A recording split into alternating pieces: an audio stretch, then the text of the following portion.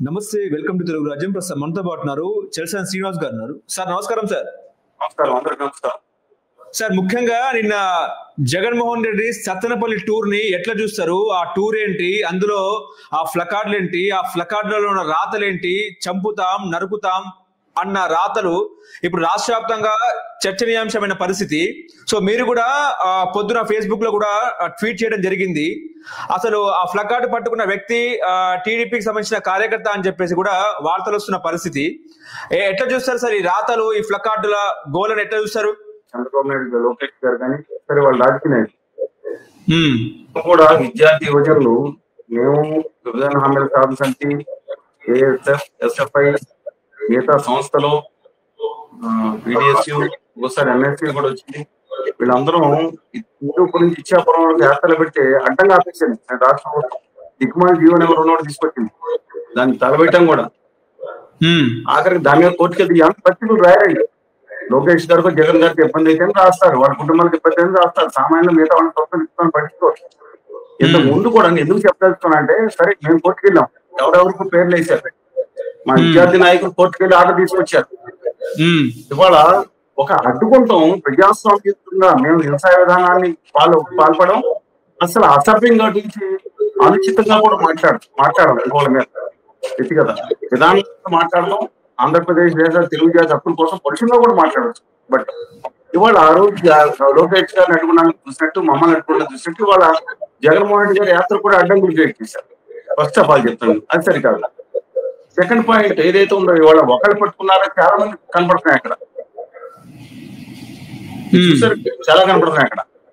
అవును, ఒకళ్ళు పట్టుకున్నారు, 5-6 కూడా అందరూ కార్యకర్త తెలియదు, సబ్జెక్ట్ కరెక్షన్. కానీ the way they are projecting, Jaganmohan Reddy గారిలో చాలా గణనీయమైన మార్పు వచ్చింది.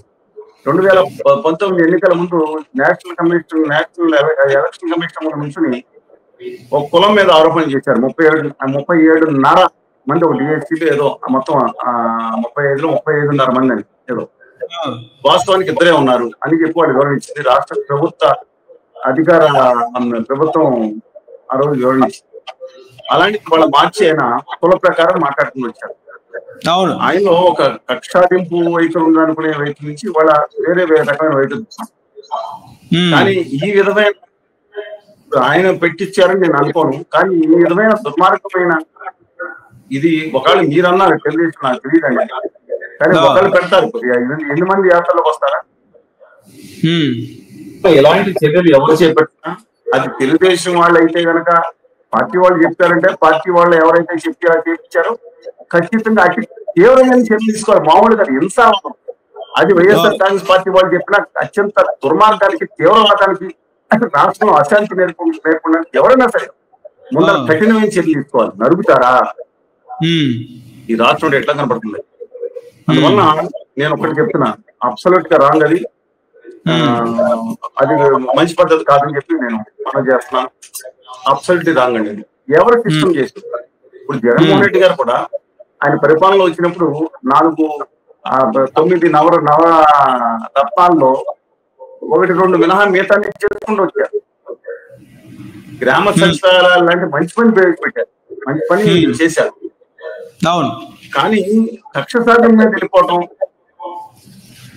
పద్ధతి ప్రకారం దగ్గర గ్రామ సర్పంచుల్ని, కౌన్సిలర్ని, మిగతా వాళ్ళని నిర్లక్ష్యం చేసి మున్సిపల్ చైర్మన్ని, వాలంటీర్ల మీద పూర్తిగా ఆధారపడిపోవటం, భగవంతుని భక్తునికి అనుసంధానం మధ్యలో బందీగా బెరబారబట్టి అక్కర్లేదు వీళ్ళు దాన్ని ప్రజాప్రతినిధులు అనుకోవడంతో ఒక కారణం అయితే, మొత్తం కక్ష సాధన మీద అండి ఒక టైప్ ఆఫ్ వెన్యూస్ తీసుకుంటే మీద వెళ్ళిపోవడం. లేకపోతే ఆయన ఒక 20 ఏళ్ళు 15 ఏళ్ళు ఉండేవాళ్ళ రాజకీయ చెప్తున్నారు. అది ఆయన మార్చుకోవాలి. ఇప్పుడు ఆయన జీవితం అంతా ఓదార్పు యాత్రలు అయిపోయినట్టు ఉండకూడదండి.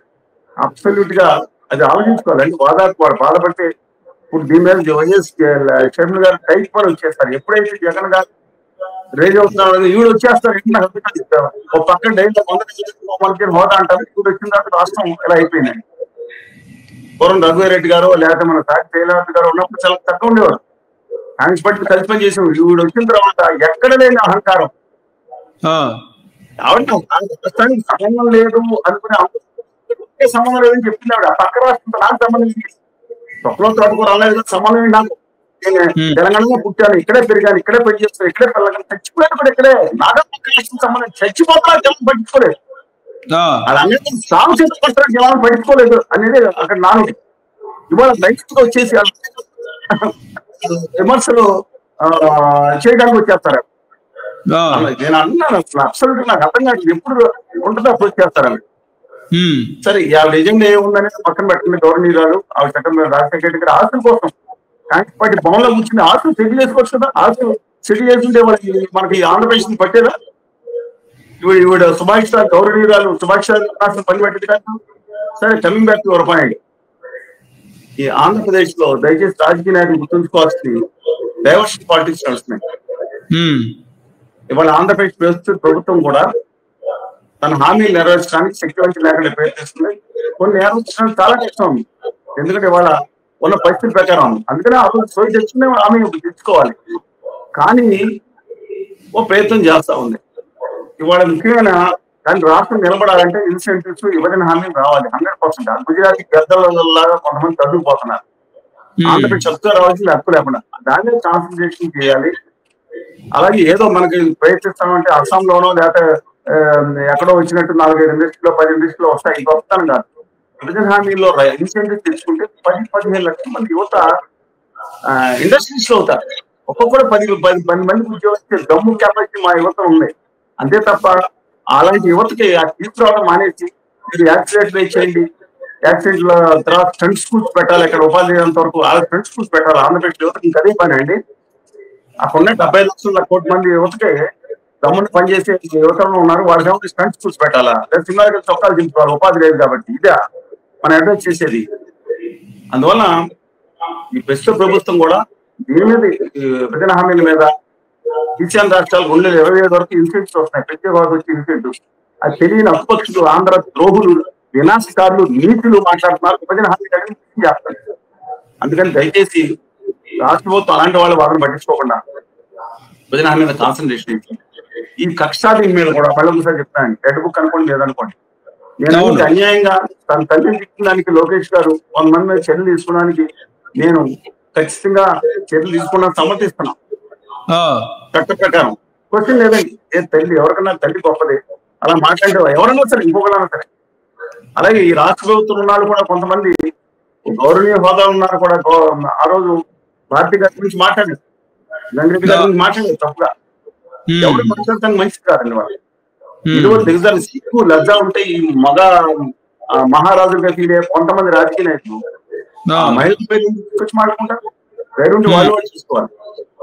అందువల్ల మా హంబుల్ రిక్వెస్ట్ అండి, ఇలాంటి డైవర్షన్ పాలిటిక్స్ నడుస్తున్నాయి, భావోద్వేగాలు ఒకరి మీద ఒకరు పెంచుకుంటున్నారు. రాష్ట్రానికి కావాల్సిన విభజన హామీలో వీళ్ళందరూ కూడా సాఫ్ చుట్టేసి అందరూ మోడీ గారి దగ్గర బాధ్యపడ వేసుకుని వెళ్ళి కూర్చుని ఆయన చెప్పినట్టు ఇలా తరలా డూమ్ బసం లాగా తలవుతూ వస్తున్నారు.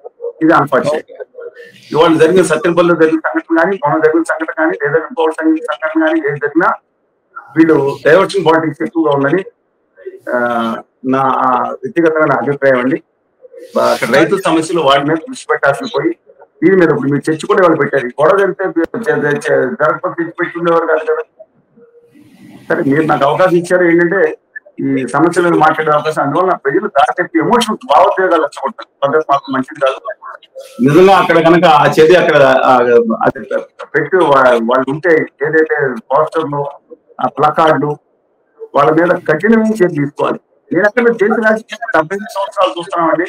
ఎక్స్ట్రీమ్ చోట్ల పక్కన పెట్టగానే ఒక ముఖ్యమైన నాయకుడు, ఒక రాష్ట్ర ముఖ్యమంత్రి హోదా, రాష్ట్ర ప్రతిపక్ష నాయకుడు, ఒక ముఖ్యమంత్రి కుమారుడు, ఒక ప్రజాస్వామ్యబద్ధంగా నమోదైన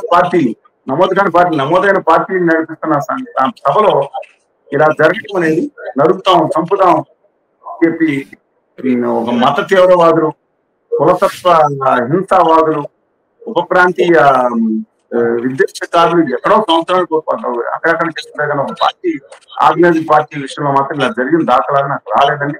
దేశ శక్తులను ఎప్పుడు కనపడలేదు.